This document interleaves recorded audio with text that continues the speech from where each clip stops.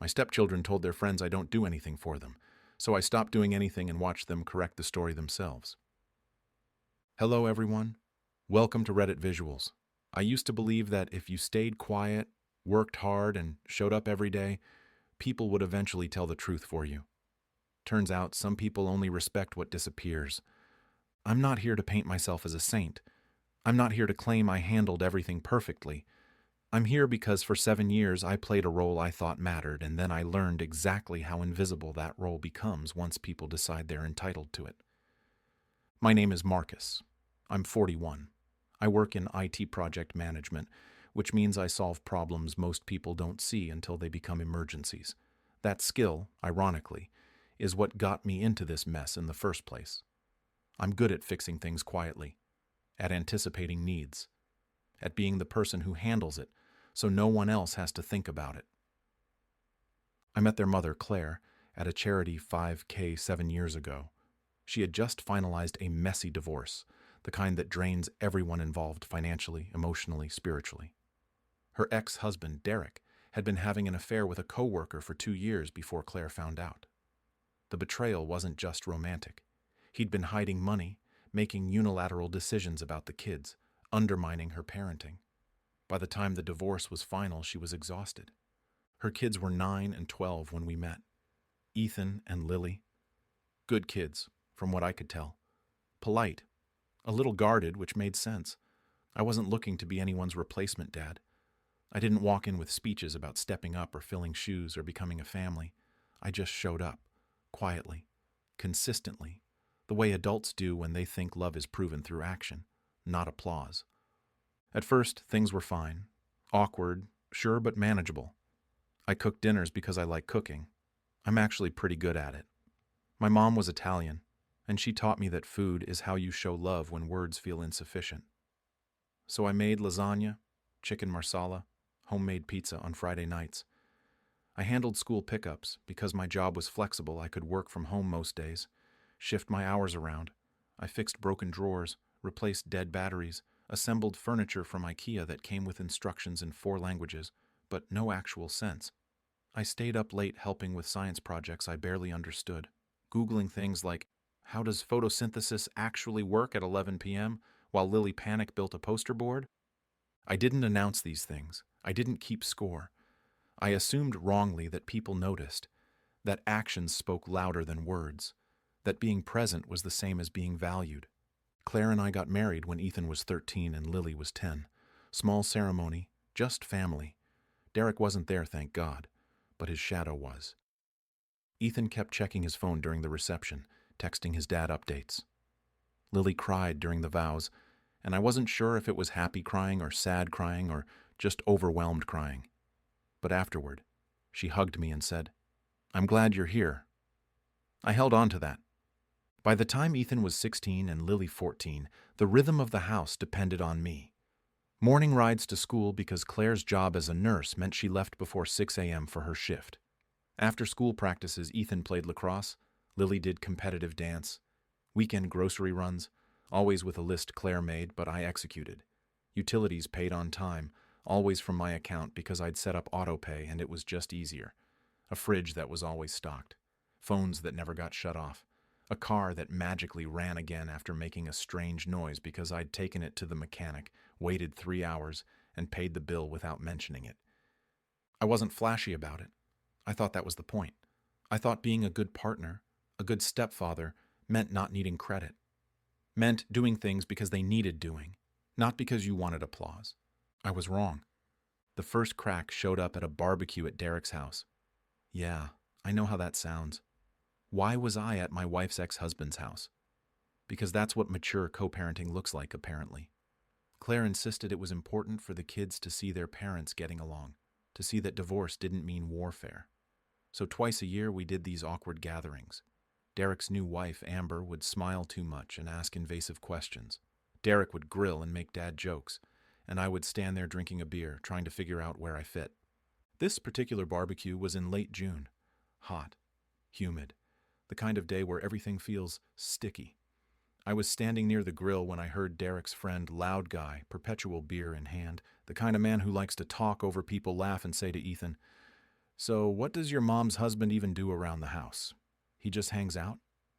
Ethan was 16, tall, getting cocky in that way teenage boys do when they're testing boundaries.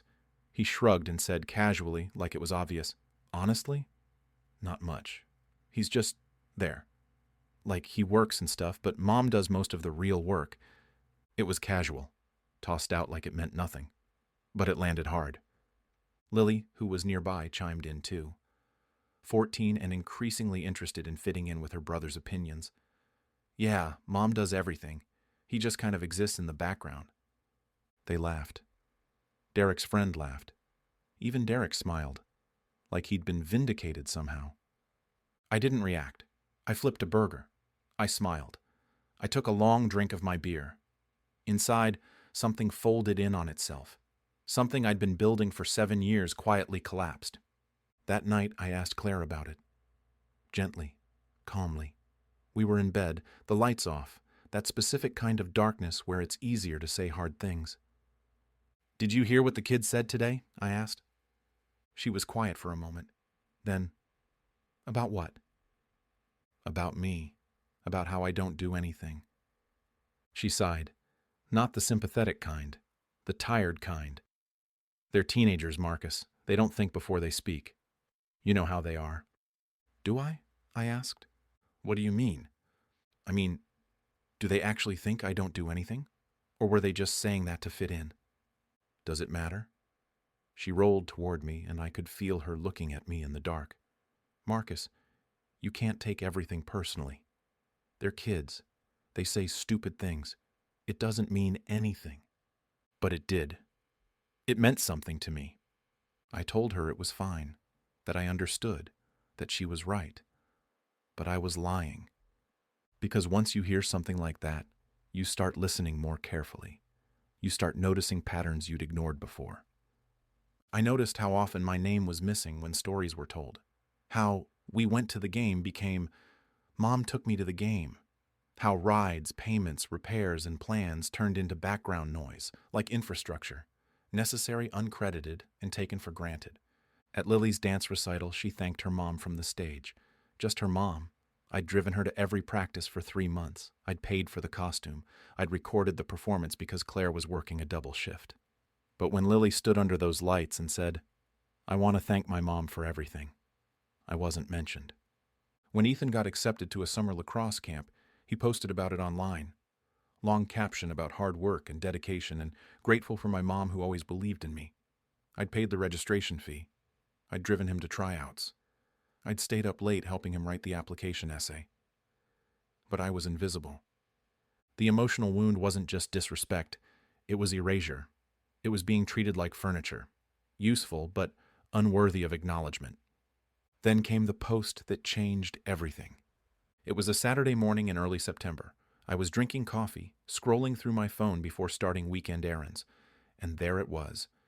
Ethan had shared something on Instagram, a long caption about growing up too fast and learning to be self-sufficient because some adults don't really step up the way you need them to. The comments poured in, friends sympathizing, people praising his maturity. One comment that made my stomach turn, "Your mom is incredible for doing it all on her own." Lily had liked the post. So had Claire. I stared at my phone for a long time. Not angry, not even shocked, just clear. Suddenly, horrifyingly clear. That's when something shifted. Not plotting, exactly. But clarity. A decision forming like ice crystallizing on a window. I didn't announce anything. I didn't threaten. I didn't argue. I simply stopped. The next morning, Sunday, I didn't wake Ethan for his 7 a.m. lacrosse practice. His alarm didn't go off. I'd been his backup alarm for 2 years, checking to make sure he was up. This time, I stayed in bed. He woke up at 8:30, panicked, ran downstairs. "Why didn't you wake me?" I was reading the newspaper. "I figured you'd set an alarm." "I did, but you always check." "Did I?" I sipped my coffee. "I didn't realize I did anything around here." He stared at me, then grabbed his stuff and had Claire drive him. She was annoyed it was her one morning to sleep in. I didn't drive Lily to dance practice that afternoon. When she asked, I said, "Ask your mom." She's sleeping. She worked a double. Then I guess you'll need to figure it out. She ended up getting a ride from a friend's parent, but she was late, and when she got home, she slammed the door. I didn't make dinner that night. I ordered a pizza for myself. When Claire came downstairs and asked what was for dinner, I said, I wasn't sure what everyone wanted. She looked at me confused. You always just make something. Do I? I asked. I thought I didn't do anything. That's when she realized something was wrong, but she didn't push. Not yet. She assumed I was having a bad day, that I was tired, that I'd bounce back. I didn't. Monday morning, I didn't drive anyone to school. I left for my office early, something I hadn't done in years. Claire had to scramble to get the kids ready and out the door. Ethan missed the bus. Lily forgot her dance bag. I stopped paying the phone bills. I went into my account and removed Ethan and Lily from my family plan. Sent Claire a text. Hey, transferred the kids' phone bills to your account. Figured you'd want to handle it since you do everything anyway. She called me immediately. Marcus, what is going on? Nothing, I said calmly. Just realigning responsibilities. This isn't funny. I'm not laughing, I said. And I hung up. I stopped handling school emails. I unsubscribed from all the parent portals, the team notifications, the automated reminders. Claire's inbox started flooding with things she didn't know existed. I canceled my autopay for Lily's dance fees. When the studio sent a late notice, Claire called me, stressed. Did you forget to pay? No, I said. I intentionally didn't pay. That's your responsibility now. Since when? Since I learned I don't do anything. There was a long silence. Then she said quietly, We need to talk about this. We already did, I said. You told me they're just kids, that it doesn't mean anything. So I'm treating it like it doesn't mean anything. I stopped fixing things immediately. When the dishwasher broke, I Googled a repair service and left the number on the counter. When the garage door opener stopped working, I didn't replace the battery. When Ethan's laptop charger frayed, I didn't order a new one. The second consequence was irritation. Ethan complained that rides were unreliable. Lily snapped that dance was getting messed up. Claire asked why everything felt harder all of a sudden, why the house felt chaotic. I reminded her calmly that she'd said she handled most things anyway, that the kids agreed, that I was just stepping back to let the truth be the truth. You're being petty, she said one night. Am I asked. Or am I just finally being honest about how little I'm valued? She didn't have an answer for that. The third consequence was social. Teachers started emailing Claire about missed forms, unsigned permission slips, unpaid fees. Coaches called about attendance issues. Ethan's lacrosse coach pulled Claire aside and said, Is everything okay at home? Ethan's been distracted lately. Lily's dance teacher sent a concerned message. Lily's missed 3 practices this month. She's at risk of being pulled from the competition team. And then friends started noticing. Ethan's best friend Jake asked him one afternoon, Dude, why are you always scrambling for rides now? Didn't Marcus used to take you everywhere? Ethan didn't answer. He just shrugged, but the question lingered. That was revenge action number 1, absence. But absence alone doesn't teach, it reveals. The real shift came 3 weeks into my withdrawal. A major school fundraiser deadline passed. Usually I handled the paperwork and payment. It was easier for me since I worked from home and could print, sign, scan, and submit during lunch. This time I didn't mention it, didn't remind anyone. Just let it pass. Ethan was publicly removed from the Honor Society induction list because the required parent commitment form wasn't submitted. His name was supposed to be announced at a school assembly. It wasn't. His friends asked why. He had no answer. Lily lost her reserved spot in a regional dance competition because the registration fee wasn't processed on time. She'd been preparing for months. The competition was a big deal college scouts attended. When she found out, she cried for hours. They were embarrassed, not privately, publicly. Friends noticed, coaches noticed, parents noticed, and people started asking questions. One of the dance moms, Karen Always a Karen, pulled Claire aside at pickup and said, Is everything okay? I noticed Lily's been struggling lately. If you need help managing everything, there are resources. The implication was clear. You're failing as a parent. Claire came home furious. Not at me, initially. At the situation. How did we miss the competition registration? We didn't, I said. You did. I don't handle those things anymore, remember? Marcus, this is ridiculous. You're punishing the kids to prove a point. I'm not punishing anyone, I said evenly. I'm simply not doing things I've been told I don't do. That's semantics. No, I said. That's honesty.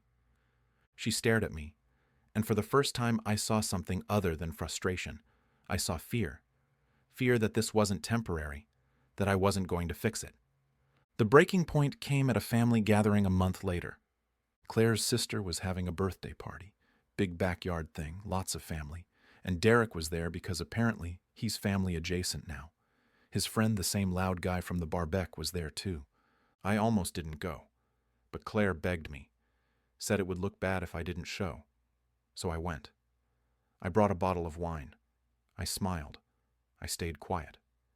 And then Derek's friend started talking, loud as always, beer in hand. So, Claire, he said, grinning, how's it feel doing everything on your own? I mean, I know you've got Marcus, but he's pretty hands-off, right? The table went quiet. Claire's face flushed. Before she could respond, Ethan spoke. No. His voice was sharp, loud enough for everyone to hear. That's not true. Everyone looked at him. What? The friend asked, still grinning like this was a joke. That's not true, Ethan repeated. He looked at me, then at the table. Marcus used to do everything. Like everything. We just didn't realize it. We didn't appreciate it. The grin faded from the friend's face. Lily spoke next, quieter but clear. We messed up. We said he didn't do anything, but he did. And then he stopped, and everything fell apart. The silence was absolute. Claire reached for my hand under the table. I let her take it, but I didn't squeeze back. Derek's friend mumbled something about needing another beer and walked away.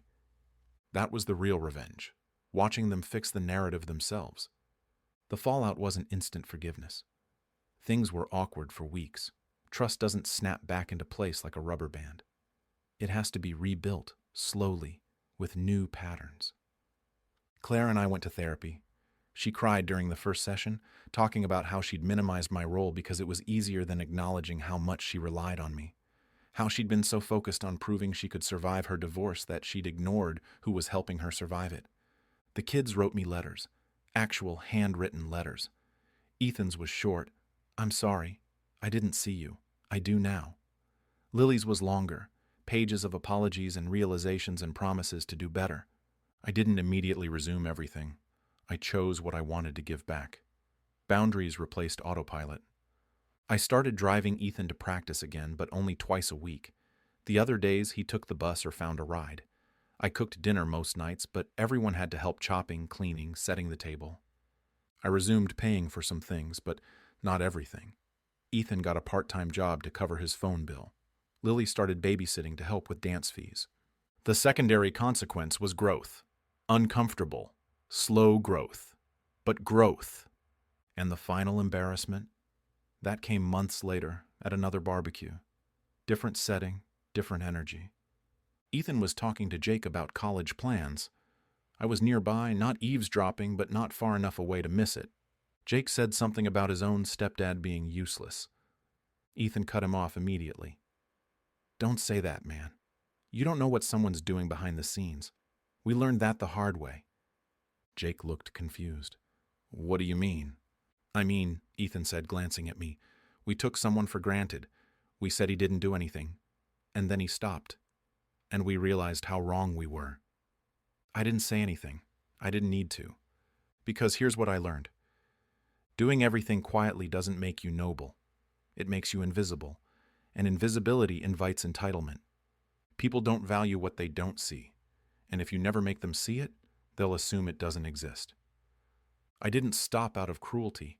I stopped out of self-respect, out of a need to be seen, not for applause, but for acknowledgement, for basic recognition that I mattered. And the thing is, it worked.